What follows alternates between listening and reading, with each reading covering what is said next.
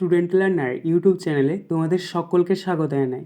আজ আমাদের আলোচ্য বিষয় চতুর্থ শ্রেণীর বাংলা বিষয়ের থার্ড সামেটিভ এক্সাম অর্থাৎ তৃতীয় পর্যায়ক্রমিক মূল্যায়নের একটা উত্তর সহ নমুনা প্রশ্নপত্র নিয়ে। ফুল মার্কস তোমাদের থাকবে 50, সময় থাকবে 1 ঘন্টা 30 মিনিট। প্রশ্নপত্রটা তোমাদের সেট নাম্বার 2। সরাসরি স্ক্রিনে তোমরা উত্তর সহ নমুনা প্রশ্নপত্রটা দেখতে পাচ্ছ। 1. নিচের প্রশ্নগুলির সম্পূর্ণ বাক্যে উত্তর দাও। 1 × 5 = 5। ক. দক্ষিণ মেরু অভিযান গল্পে ইংল্যান্ডে দক্ষিণ মেরু অভিযানটির আয়োজক দলের নাম কি? উত্তর রয়্যাল জিওগ্রাফিক্যাল সোসাইটি। খ. বহুদিন ধরে কবিতায় কবির কি দেখা হয় নাই? উত্তর ঘরের বাইরে থাকা ধানের শীষের ওপর শিশির। গ. অ্যাডভেঞ্চার বর্ষায় গল্পে লেখক কখন বাড়ি পৌঁছলেন?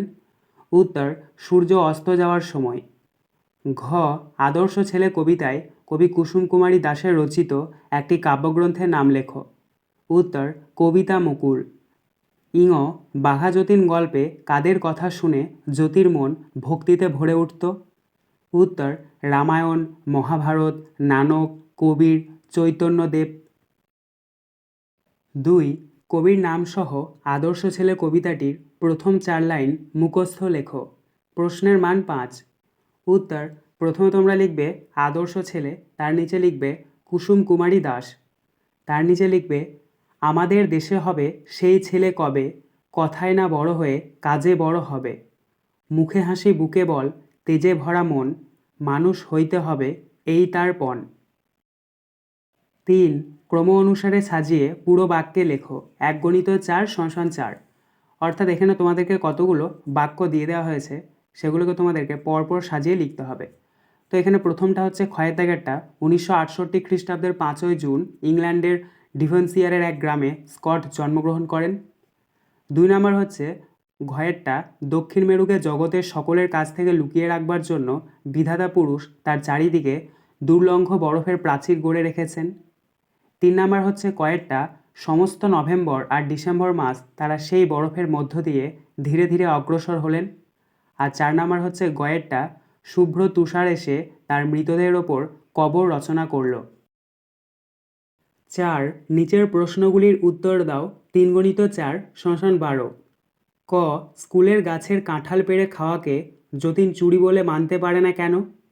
উত্তর যতি কবুল করল যে সে একাই কাঁঠাল পেড়েছে এবং বন্ধুদের সঙ্গে ভাগ করে খেয়েছে, কিন্তু যেহেতু এগুলো তাদেরই স্কুলের গাছের ফল, সেজন্য ওগুলো পেড়ে খাওয়াকে চুরি বলে সে মানতে পারে না।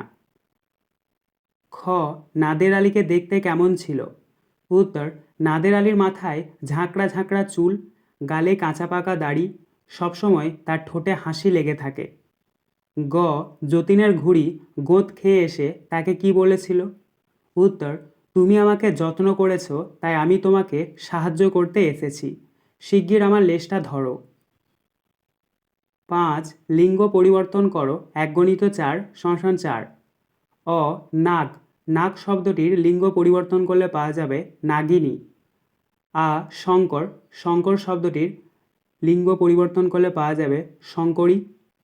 হস্যই অধ্যাপক। অধ্যাপক শব্দটির লিঙ্গ পরিবর্তন করলে পাওয়া যাবে অধ্যাপিকা। দীর্ঘই ভগিনী। ভগিনী শব্দটির লিঙ্গ পরিবর্তন করলে পাওয়া যাবে ভাগ্নে। 6. প্রতিশব্দ লেখো 2টি করে। 2 × 4 = 8। ক. মাছ। মাছ শব্দটির প্রতিশব্দ হচ্ছে মিন, মৎস্য।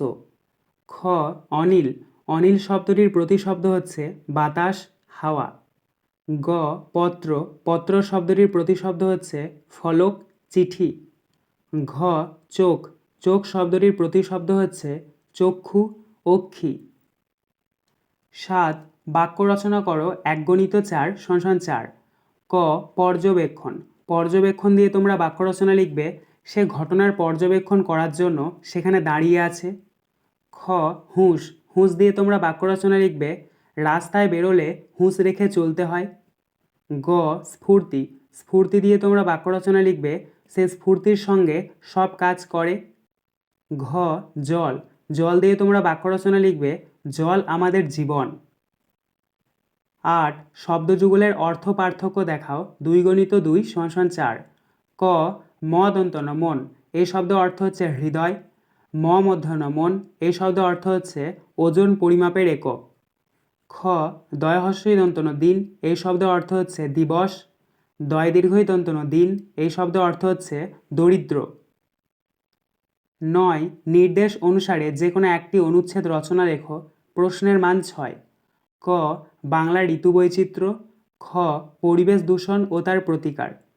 দেখো এখানে তোমাদেরকে দুটি রচনা দিয়ে দেওয়া হয়েছে, যে কোনো একটা তোমাদেরকে করতে হবে। তো আমরা এখানে পরিবেশ দূষণ ও তার প্রতিকার এই উত্তরটা করেছি। তো তোমরা উত্তরটা দেখে নাও। প্রথমে তোমরা উপরে হেডিং করবে পরিবেশ দূষণ ও তার প্রতিকার। নিচে থেকে লেখা শুরু করবে যে পারিপার্শ্বিক আমাদের দেহ ও মনকে প্রভাবিত করে তাকে পরিবেশ বলে। আমাদের অস্তিত্ব পরিবেশের ওপর নির্ভরশীল। বায়ু, জল, মাটি, উদ্ভিদ ও অন্যান্য প্রাণীগুলি পরিবেশের উপাদান। সমগ্র বিশ্ব পরিবেশ আজ দূষিত হয়ে পড়েছে। সভ্যতার প্রতিটি বস্তু করায় পরিবেশের ভারসাম্যকে নষ্ট করে দিচ্ছে। এখনকার মানুষ জড় প্রকৃতির ওপর আধিপত্য স্থাপন করে নতুন নতুন যন্ত্র আবিষ্কার করে চলেছে। এই যন্ত্র দানবের বিষাক্ত নিঃশ্বাসে আমাদের পরিবেশ দূষিত হয়ে উঠেছে। কলকারখানার চুল্লি, অসংখ্য মোটর বাইক থেকে নির্গত ধোঁয়া আমাদের পরিবেশকে বিস্ময় করে তুলেছে।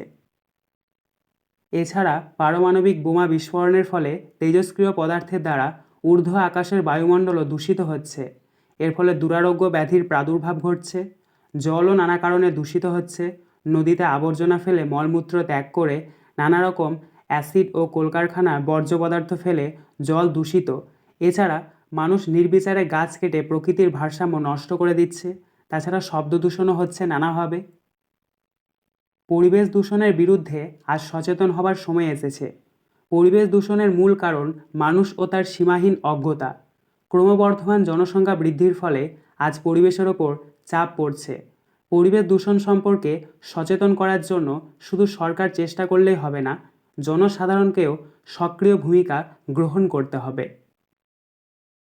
আজকের আলোচনা পর্বটি এখানেই শেষ হলো।